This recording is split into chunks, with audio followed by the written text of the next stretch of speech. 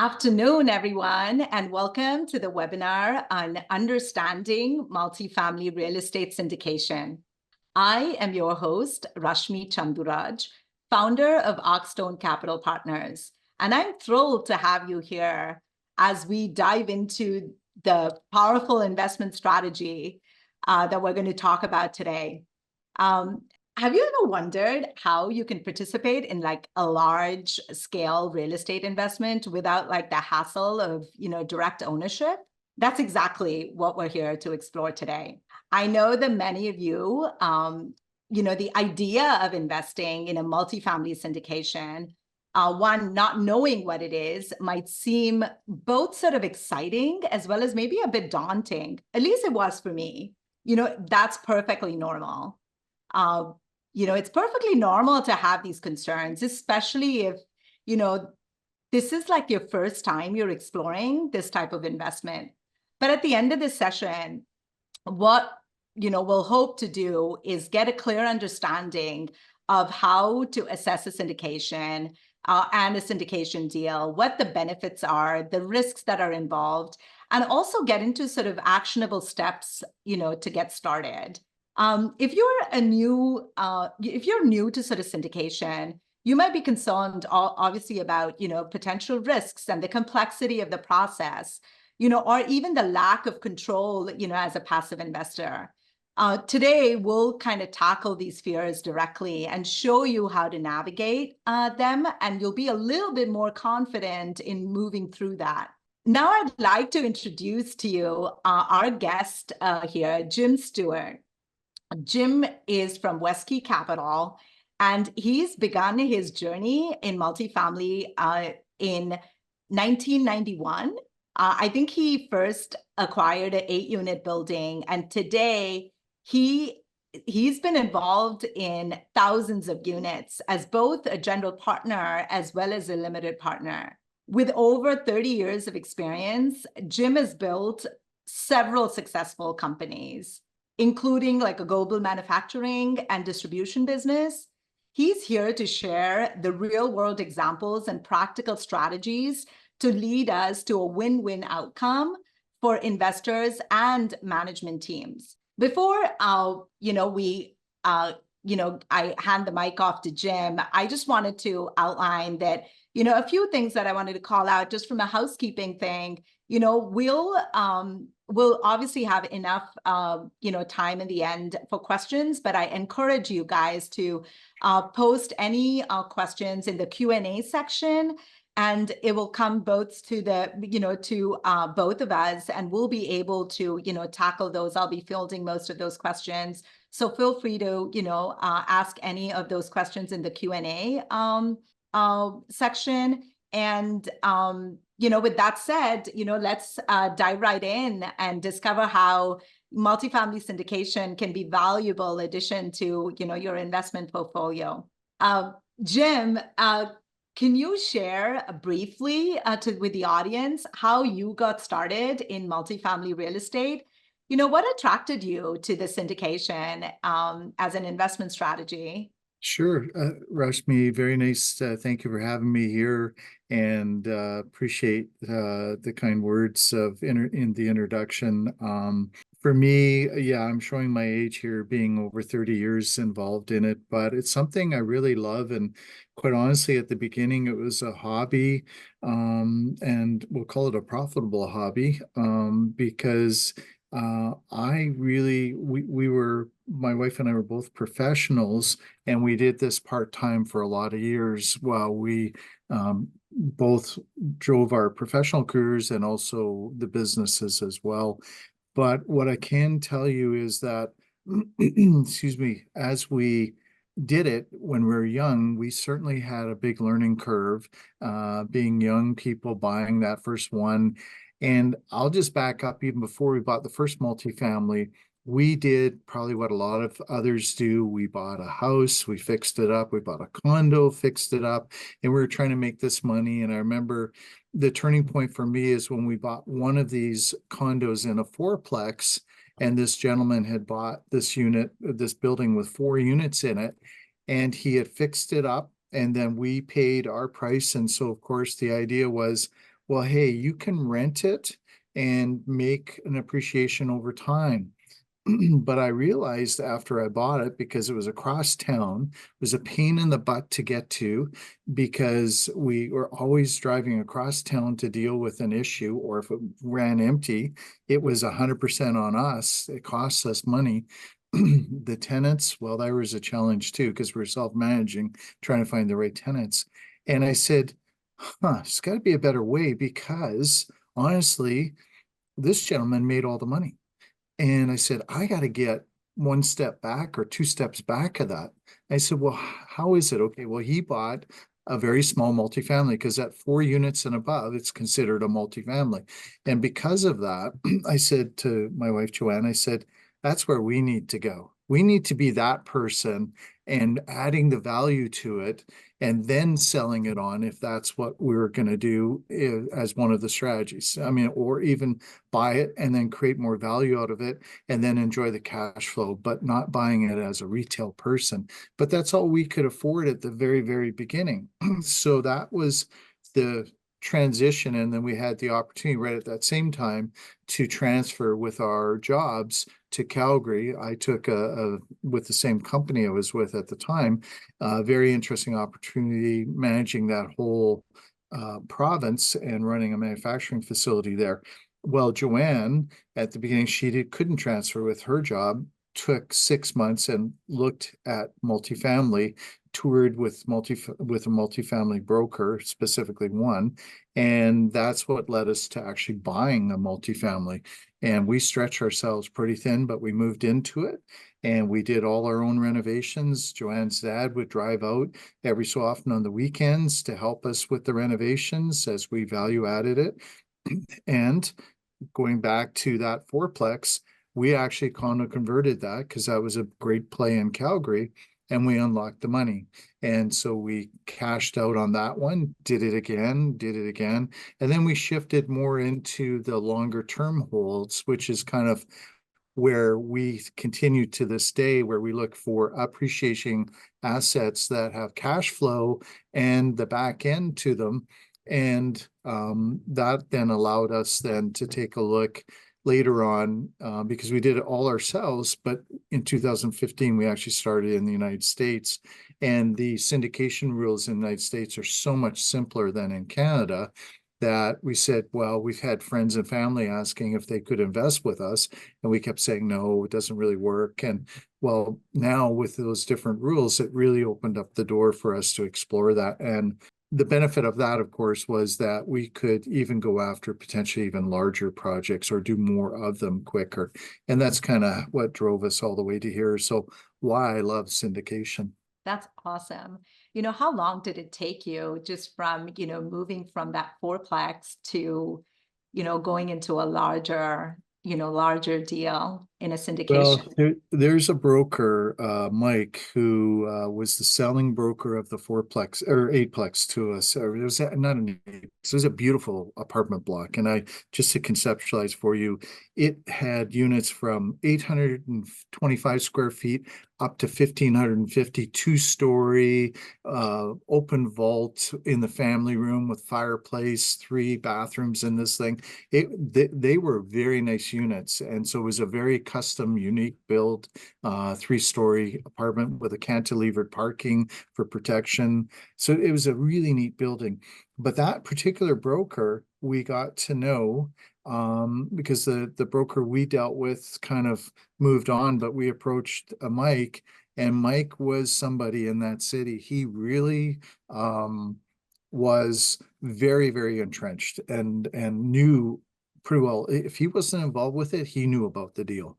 And for whatever reason, he took us under his wing. And it was because of Mike and Mike's ability to put deals in front of us and I would say, Mike, there's no way we can do this. That's too big. We can't pull down 96 or 128 units.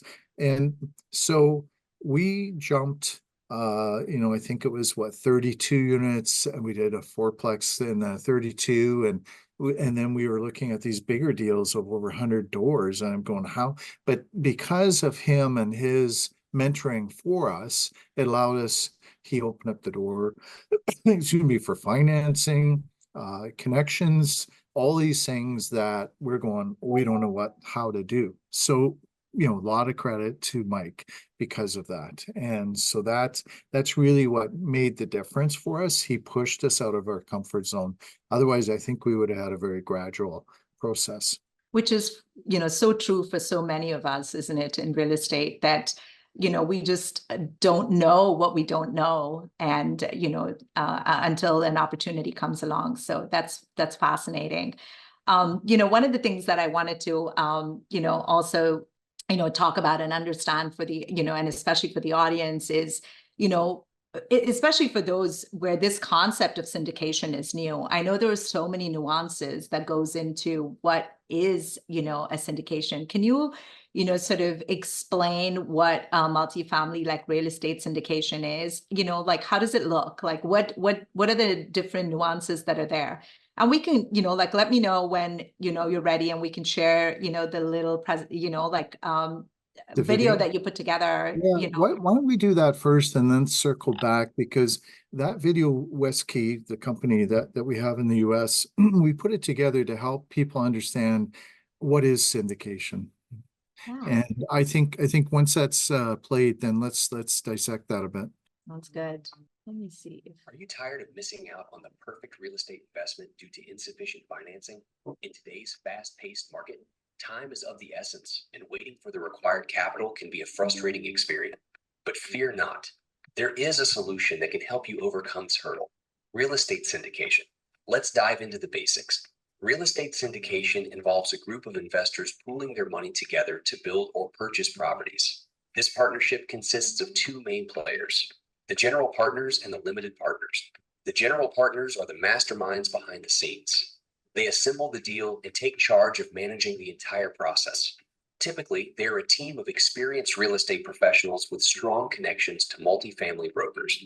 They scout for promising opportunities in emerging markets, conduct thorough evaluations, negotiate with sellers, handle due diligence, file necessary documents with the Securities and Exchange Commission, seek and secure the required equity and financing. Essentially, they handle everything needed to run the syndication smoothly. On the other hand, we have the limited partners. These individuals are passive investors who contribute their funds in exchange for equity in the deal. They rely on the expertise of the general partners to make the investment successful. Now, let's talk about how our investors receive returns. At Westkey Capital, we typically employ a 70-30 straight split, with the limited partners owning 70 of the deal. We aim to deliver attractive returns to our limited partners with an average cash-on-cash return of 6 to 8 and an average annual return of over 18. Every quarter, our limited partners receive distributions, providing them with consistent income. In addition, our general partners keep investors informed about the performance of the property through regular updates. At Westkey Capital, we specialize in upgrading assets in emerging markets to enhance the living conditions of our tenants and generate high-yield returns for our investors. Our strategy revolves around value. Add programs which involve acquiring properties, renovating them, raising rents, and holding the assets to distribute returns. When the timing is right, we sell the properties, capturing the potential for massive upside. If you're seeking to diversify your portfolio with a cash flowing asset that can also provide tax benefits, real estate syndication is an excellent choice. It offers stability and security that surpasses the stock market and cryptocurrencies. Now is the perfect time to educate yourself about real estate syndication. Visit our website at www.westkeycapital.com.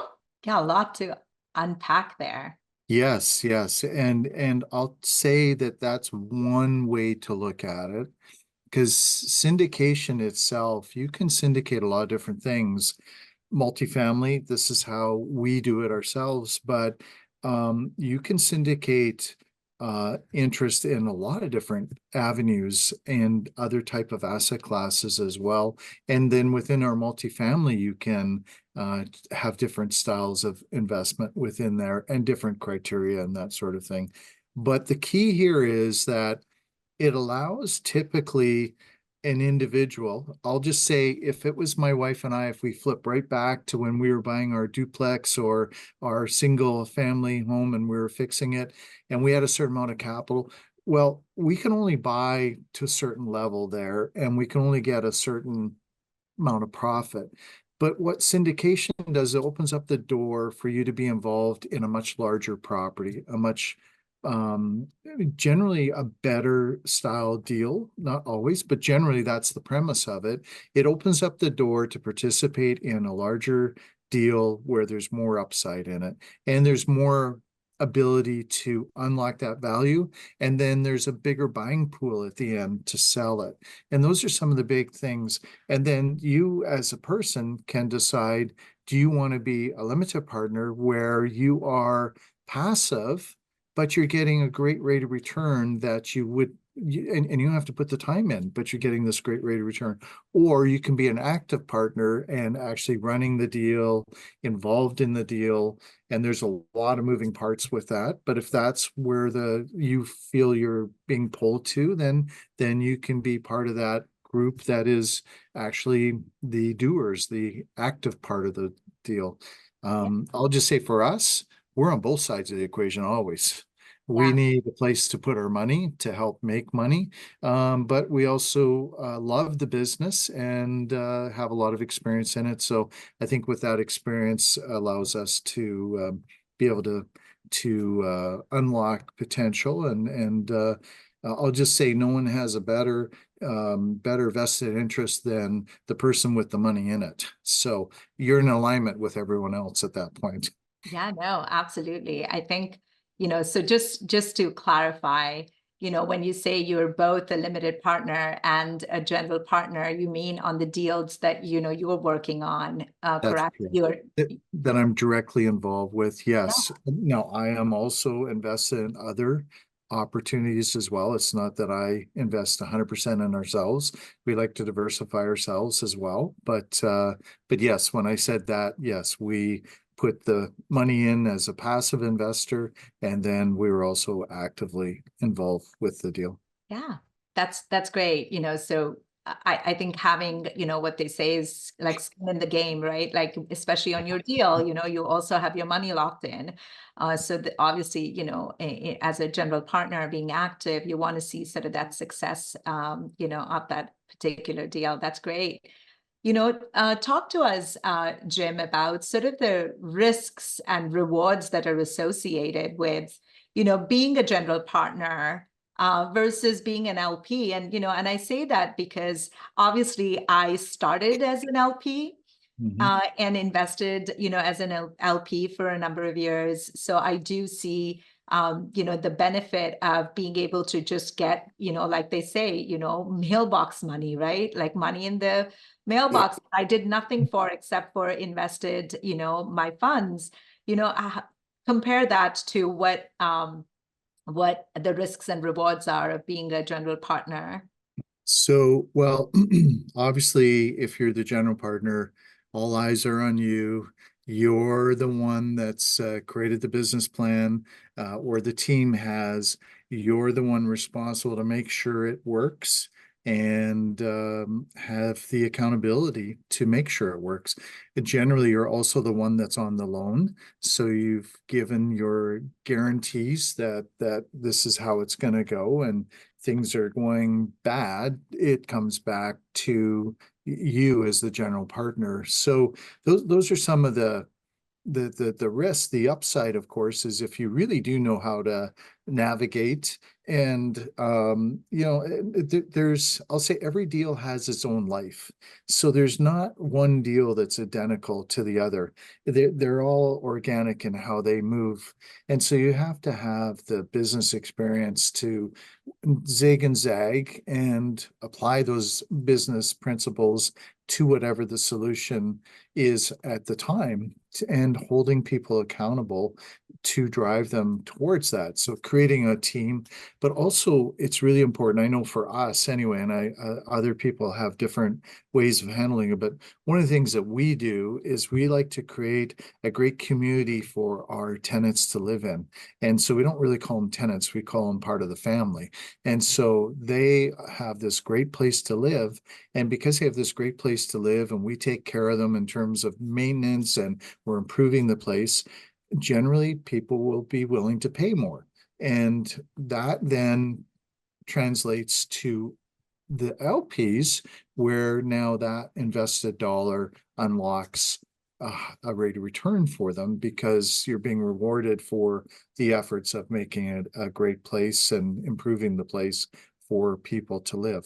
That's our style. Now, there are different styles out there where it's just more like a momentum play, right? Where you just buy it and it's just cash flowing and that side of it. And it's pretty straightforward because it's fairly new, probably. There's a lot of different styles that way. But as a general partner, those are some of the risks. And I don't know if you want to talk about the limited partner as well. Yeah, no, absolutely. Sure. So for the limited partner, it really comes down to well, there's a lot of different components into that, and maybe you'll help me kind of work through all of these. But essentially, with the limited partner, one of the things is you have to be able to recognize a good deal from a bad deal, and so you need to have a bit of understanding of how the deal works. How do you make money on this deal? And if you have that comfort and the location and the exit seems to make sense, and the projections of the cash flow that are being presented to what's going on in the market seems to make sense, then you really then are going to want to look at the team. And who's this team? Are they people that you feel can execute it? And so usually that comes down to, have they done it before? Have they worked together? What are the roles of each of the people in it? Does it seem logical with the roles for these people? Do you think they can succeed with your money? And if those are all yeses, then you then finally have confidence to invest the money. And then the premise is that as a limited partner, you're going to want to get your updates, so they tell you how it's going against the plan, and so you can continue to feel confident with it. And if it's not going where it is, then you need to be asking questions of the general partners and holding them accountable to what they said. And essentially, then, as you use the word mailbox money, if things are going really well, which generally that's the premise, is then you've got this mailbox money coming in, and you get to enjoy your life. And so you're not spending a lot of time each week worrying about it or managing it, which is the benefit of it. And as you build more of that mailbox money, then it gives you more time freedom. And so that's the ultimate goal, I think, for a lot of people that are with us. It's either they're still working people, and say working, being in their career and earning and saving for that point in time when they can say, hey, I've got choices now in life. And so this is one method of getting there a little quicker that allows you to have that freedom of time, which is what I think we all strive towards. Yeah, no, absolutely. That's great. As far as, like with, especially as an LP, I know what you sort of, talked about is, almost like there are two different things as an LP that you're looking at, right? Like not just in terms of the deal itself, but now you need to do, some due diligence on, like who you're going to be partnering with, to do this deal. And there are obviously two different, steps. Now, in your opinion, is there one that comes first versus the other? Do you do it simultaneously? Because there's always that first initial step, isn't it? And, how do you go about doing or vetting a sponsor, for example? What does that process look like? Yeah, no, that's a really good point. I guess part of it might be, how'd you hear about this opportunity? If it's from someone that's already actively invested with them and they're having great success, then how do you trust that person's recommendation? And that will help. And then you can ask them questions as well to learn about it. If it's that you don't know them and this is all new to you, then I would probably say, first thing, take a glance at it, see if it's even of interest. Because if it's of interest, then that's when you're going to want to invest the time. But if it's not of interest, then Well, it really doesn't matter at that point. If it's just not the right type of deal for you, it's not the right type of asset class that you're looking for. I mean, there's multifamily, there's self-storage, there's assisted living, there's student housing. I mean, there's all these different types, RV parks. I mean, all these different type of things. And or there's outside of that whole real estate, sorry, office, you can get in. And so if it doesn't fit kind of where you're thinking, then don't waste your time. But if it is, then that's where I think, okay, now I would take a look at the deal and say, okay, yeah, this looks really interesting. Now let's see who the team is behind it and start asking some questions around that team. I will say that the people that are on the loan, they get scrutinized by the lender very, very hard. So from a legal, financial, all that side, they are not going to get a loan if there's any trouble. So as an LP, you already have that. If they are on loans, you kind of already know that if they are truly signing on the loan, they've been vetted from that angle. Now it comes down to ability to perform and track record. That's more what you want to be able to check out.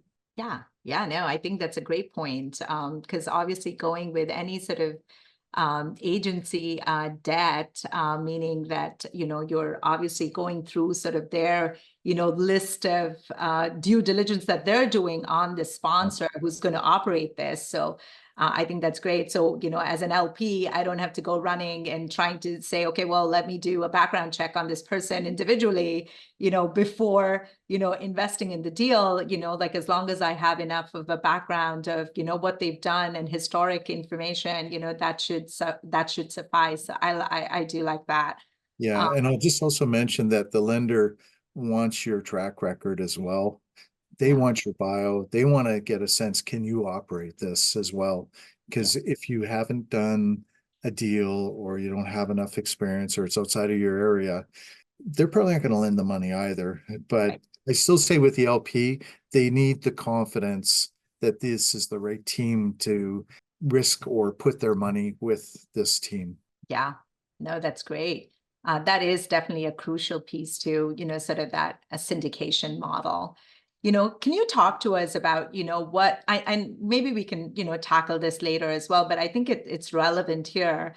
What does an LP, a limited partner, and a GP, a general partner in a deal look like? Because I know there are several different splits, as they call it, meaning, just how much equity is going to be distributed between a general partner and a limited partner. Can you talk to that a little bit about what what that would look like? Sure, absolutely. And I'm going to say that um, it really depends on the type of group you're investing with, or, there are REITs out there, they have a different formula. We're more considered a boutique, small investment firm specializing in the lower size deals, 35 million and below, where we feel there's a niche against the big institutional players. But they all have slightly different structures to them. But there's still some commonality, we'll say, in terms of all of the terminology, like in terms of what the general partners would get versus the limited partners, and generally the costs that can be charged. Some may charge different fee structures, but there is that. I don't know if you've got a slide that you might be able to share as an example to help kind of run through it. And I think seeing the slide, I'll articulate a bit with it as opposed to just trying to talk about it without any sort of reference. But Sure. yeah, thank you. We can bring this up. Yeah, we will jump right into this. So this is obviously just, one of the. Yeah, this is a past deal, and this is only for educational purposes. I mean, this is closed and everything else, and just to give you some sense of one style of how it could look. In this particular case, this property was a purchase price of 13.1 million, 224 units. The whole time, 5 years, And our total raise on that was $7.2 million in this particular scenario. And yeah, we can go to the next slide. And so basically then you say, okay, well, how are you using all these funds? And as a limited partner, you really want to understand where the money's going and ultimately what does that mean once it's invested to me, which we'll get to in a minute or two. But you can see that we have the amount of capital that's come in from the different sources. At the top, there's the actual invested dollars. In this rare case, we had a huge credit because there was something that was not disclosed as we had been underwriting it, and it came out in the due diligence, and we had written documentation that we had asked all about it.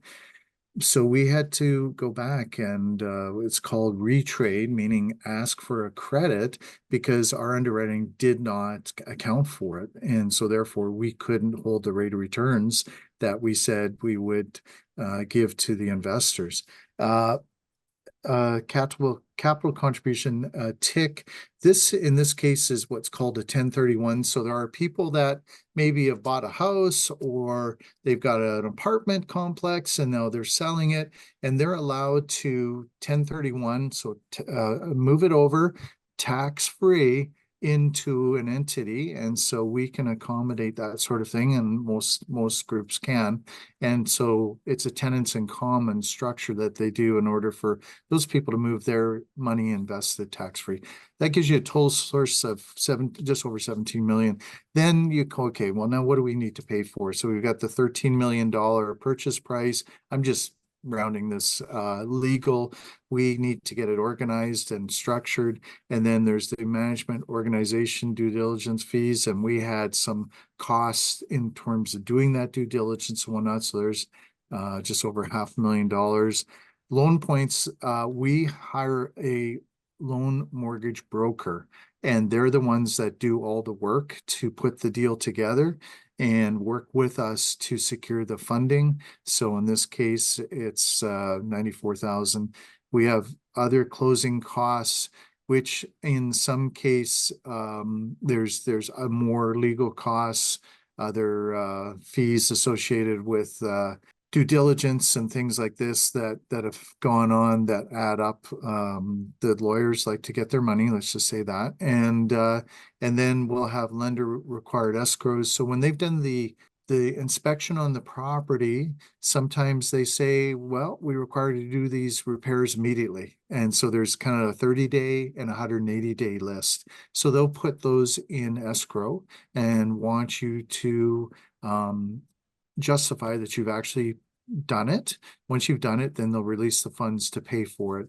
And then we generally, in order for us to create money for everyone, we have a capital expenditure budget where we're improving things. And so not getting into all the details of this, but we had money raised for all of that. And then we always keep a contingency, a reserve for the skeletons in the closet, things we couldn't anticipate. So that's where we like to be conservative. So that's how that goes. If we go to the next slide, in this particular deal, it's cash on cash to 7%.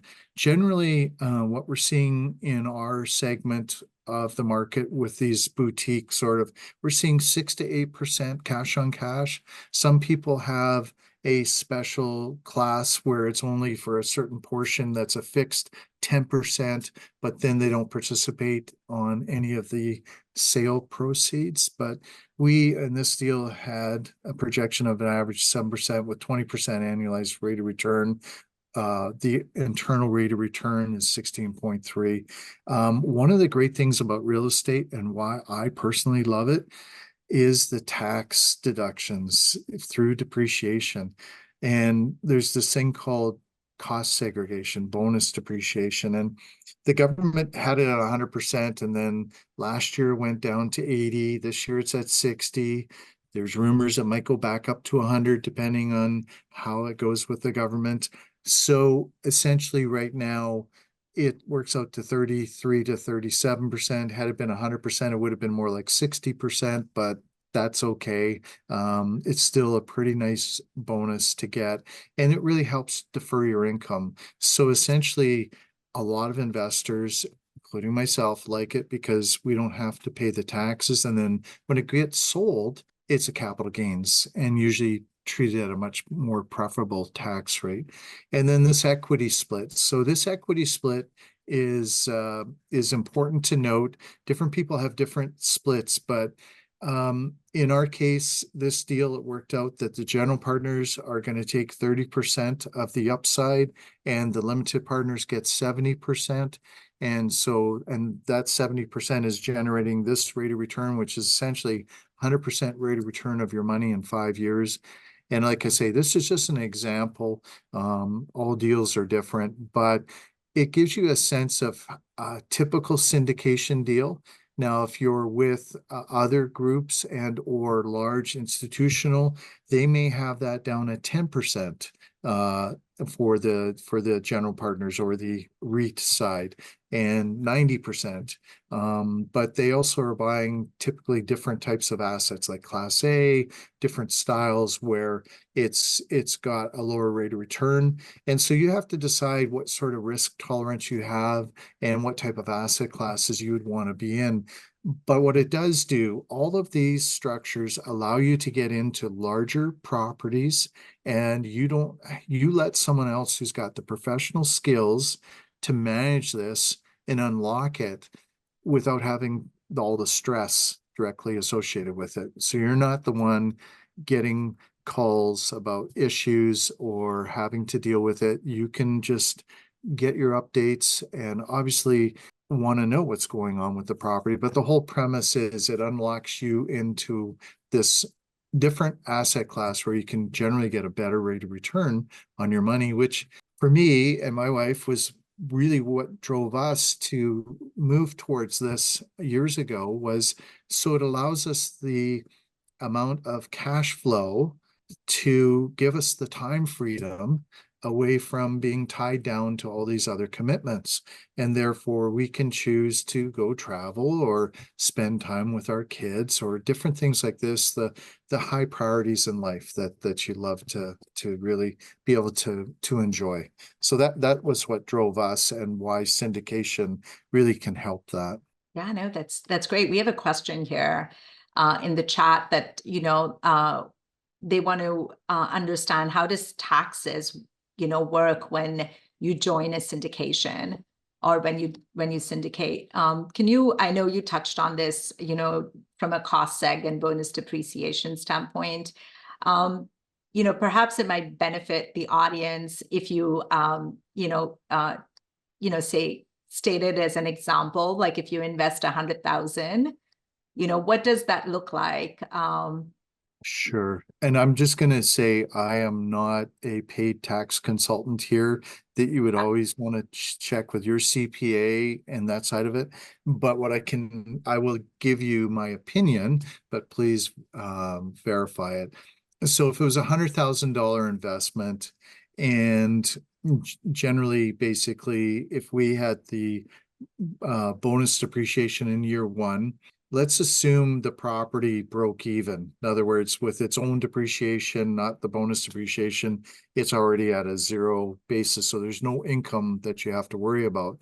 What we're saying is, and sorry, one other thing I want to mention is our structure, we're in limited, like an LLC, so limited liability corporation. So the premise is that depending how you've invested, it flows straight through to you, and then you get the benefits. So as opposed to a corporation where it stops, C Corp, it's going to stop at the corporation and then you actually have to dividend out. So, and I'm already getting into more details than most people want to know, but basically with this flow through, it then says when we issue a K1 to you, showing you what our income was and what the potential revenue or loss is, it's going to show, if I go at the low end, 33%. So if it's $100,000, it's going to show a 33%, $33,000 tax loss that year due to the depreciation that now is showing on your K1.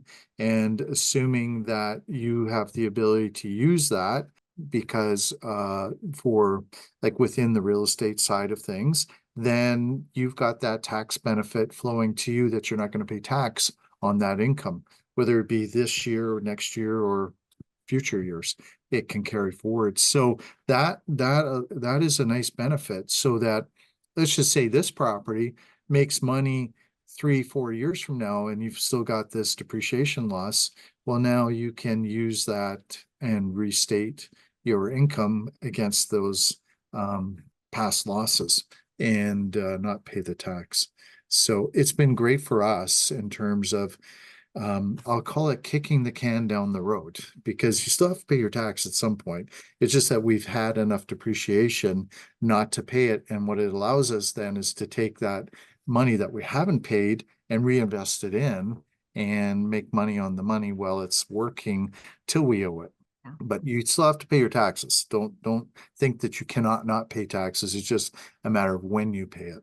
Does that make sense, Rashmi? Yeah, no, it does. Absolutely. I think that's one of the, like the biggest, movers for why people end up investing in real estate, and especially in the syndication model. One, you're not necessarily, actively managing it. You still do whatever you're doing, but you're, and especially if you're a, high income earner, you're able to offset some of this. Obviously, to your point, it depends on individuals, case. So consult with your CPA and your tax strategist for it.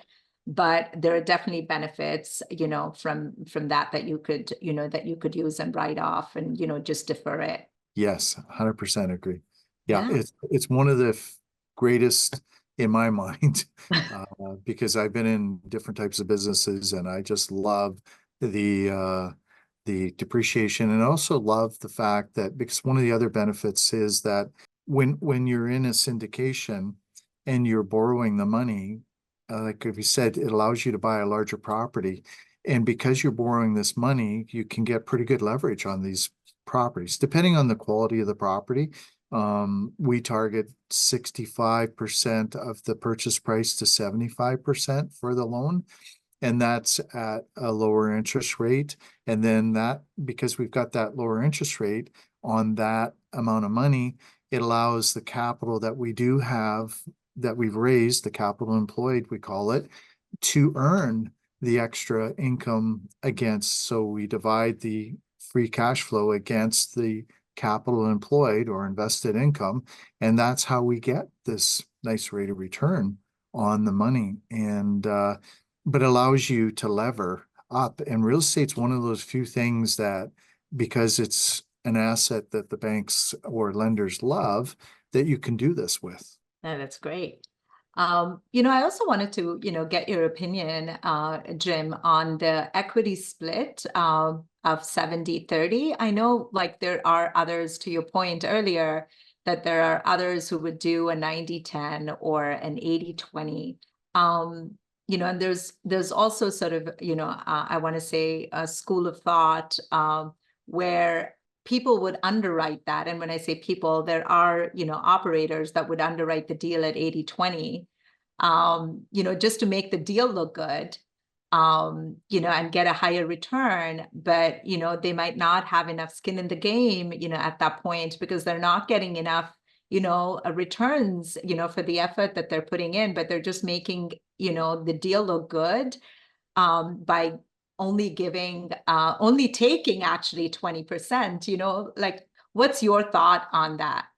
Well, I like to think of it as a win-win.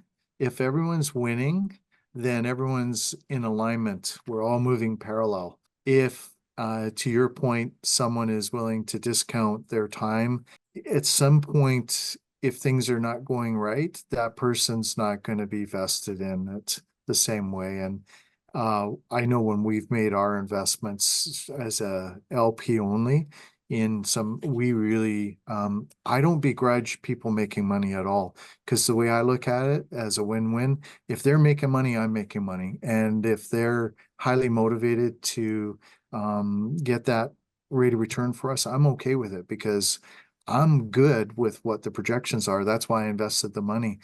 And I would worry personally, that's my opinion personally, is that if there's not that perceived alignment when things get tough, that's when things fall apart. And I want to make sure these people are committed and will. And I know they'll say anything at the beginning, but you just know human nature. And so, your gut will probably tell you if it's making sense or not. And listen to your gut at the end of the day. That's very important. Yeah, no, absolutely. And I know we're 15 minutes, to wrap up. I just want to also call out, if folks have questions, please post it in the, Q&A so we can get to that. And the other thing that I wanted to, find out is, Jim, and this is a question that I ask everyone. So, what would be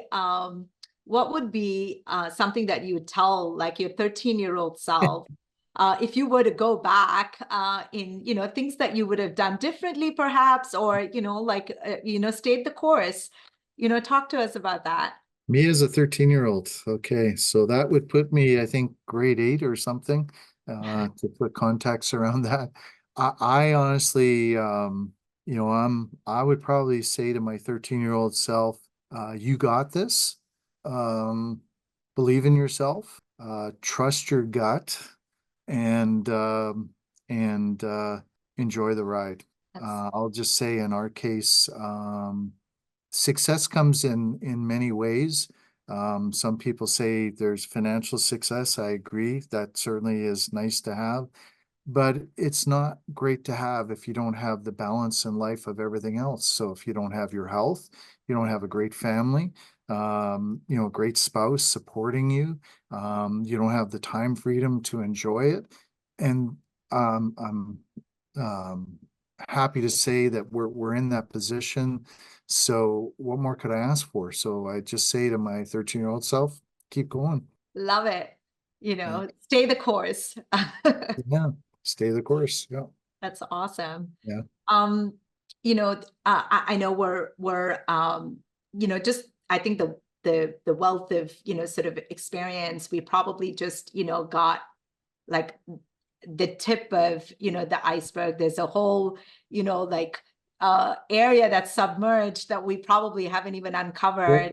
Yeah, and I'm wondering if you want to just very quickly go to understanding multifamily syndication, the life cycle, just really quickly, because Yeah. that really is a great summary slide that can help. And so it's in the presentation here where you've got the deal sourcing.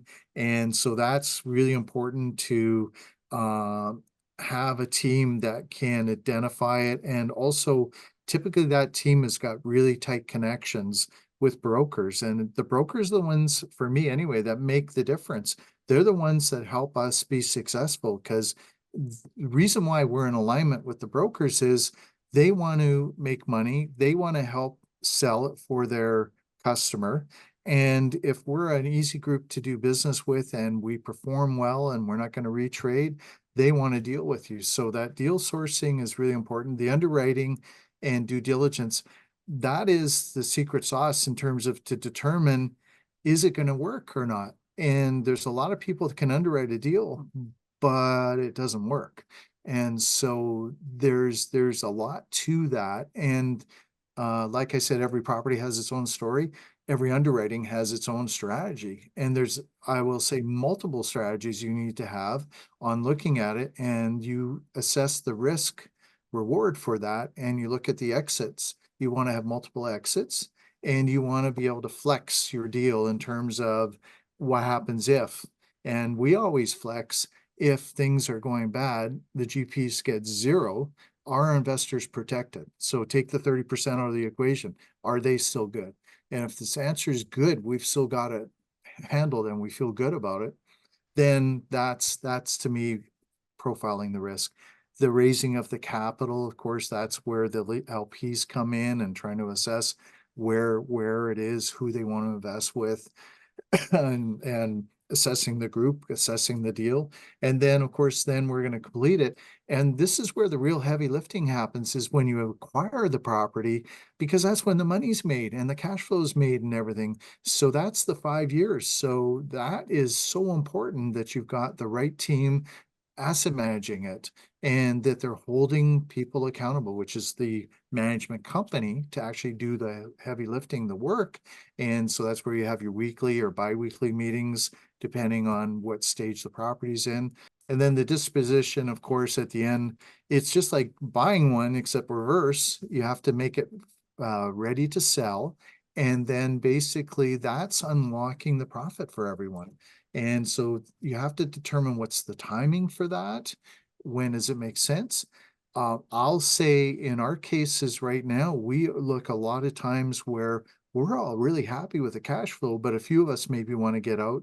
So we'll look to refinance the property at that 5 or 6 year mark and buy those people out based on what the lenders appraised it at, and allow them to move on, giving them their cash out and making a great rate of return, and the rest of us to continue to enjoy the cash flow and future appreciation. So different people, different things. So anyway, that I just wanted to touch base on that, because that's really a nice wrap up as to how it all flows, and how people that are thinking about going with syndication, this is it. This is the cycle.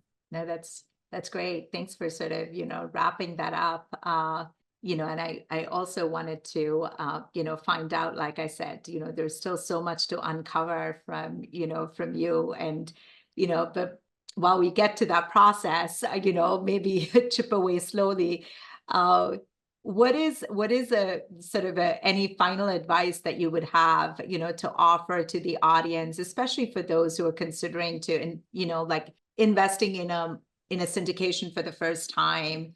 What are things that, like that they should sort of consider and take into account? Well, I think we've touched on quite a few of the things, but I would say, okay, this is my risk averse side talking. Whatever you're investing, make sure you can live without it. In other words, if it went bad, can you afford to invest it? If you can't, then I don't know if you should be. That'd be the first thing, and that's more like me talking to my daughters right now.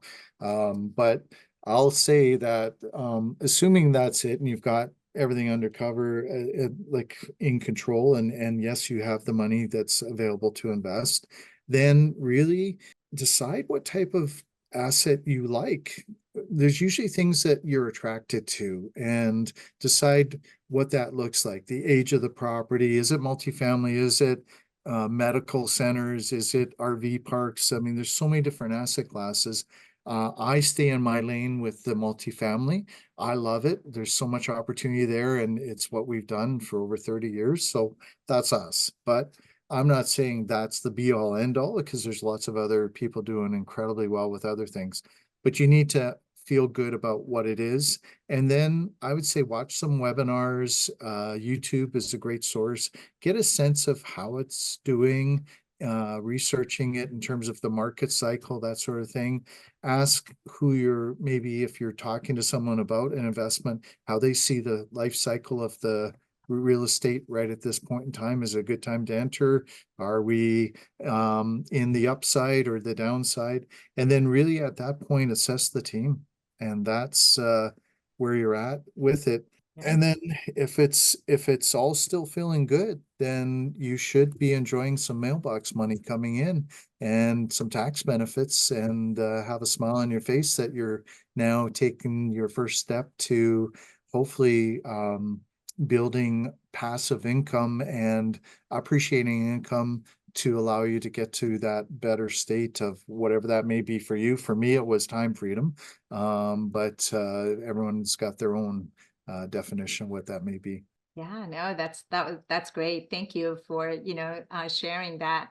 I know we have 5 minutes. I don't see any other questions that have come up. But folks, if you have any other questions, feel free to, add that. So we'll use the next, couple of minutes to answer any of that. Or if you can also raise your hand if you want to ask the question, anything, right now. But I did sort of think about one thing. especially as an LP, after you've decided that you've gone through the process, you've done your due diligence, you've decided you want to invest as in multifamily as an asset class, just because just recent data that's shown talks about how we're becoming a renter kind of a like nation, isn't it? Versus owning. And with that in mind, we know that, okay, if that's the path and that's what, as an asset class that we're moving, in wanting to invest in, can you talk about what kind of distributions, are we looking at getting? I know you talked about cash on cash at 7%. How often do we get that? Is that a monthly distribution? Is that, quarterly distribution? What is it that you've usually seen, and what do you guys do, Jim? Yeah, I've seen monthly for some groups. Ourselves, we do quarterly.